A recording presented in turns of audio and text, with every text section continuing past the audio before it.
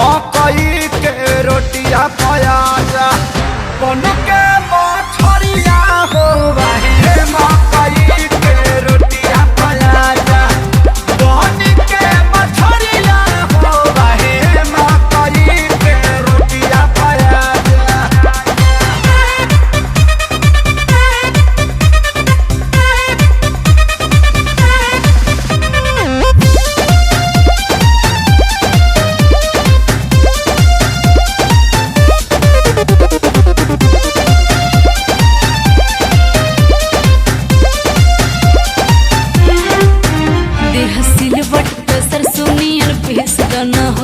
ऊपर से पिया घिस दना हो गोड़तावे काट जैसन बॉडी के कपड़ावा हो बनल बा मुडई बिगाड़ा ताजा तारावा हो टूट जाई बन्हवा सम्हारा बड़ा तदरिया हो मकई के रोटिया प्याजा बन के मछरिया हो हे मकई के रोटिया प्याजा बन के मछरिया हो हे मकई के रोटिया प्याजा।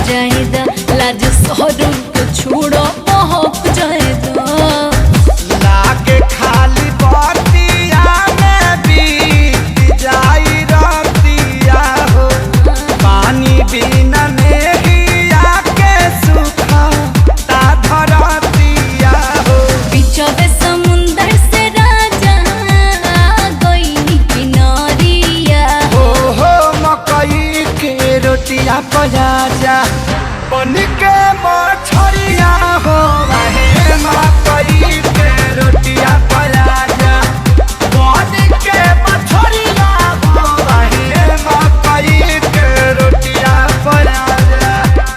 अब अपना बेटा के घर तुमने की देखो बतावा ऑर्केस्ट्रा वाली के मुंह में पैसा धरा होता रे तो हमरा भावना के कभो कद्र ना कैला बेटा। तो का करबत ब्याह करो तारा काला सा हम बियाह ना करब ठीक बा। हम तोहरा ब्याह के बात नहीं क्या करो तब अपना ब्याह के बात करता नहीं। मैं अपनी जिंदगी अपने हिसाब से जीऊंगा। ना कभी धोखा दिया ना कभी गुनाह किया कलयुगी बाप ने बेटे को तबाह किया। चढ़ली जवनिया परोसे लेके आवत हरिया हो मकई के रोटिया प्याजा मकई के रोटिया प्याजा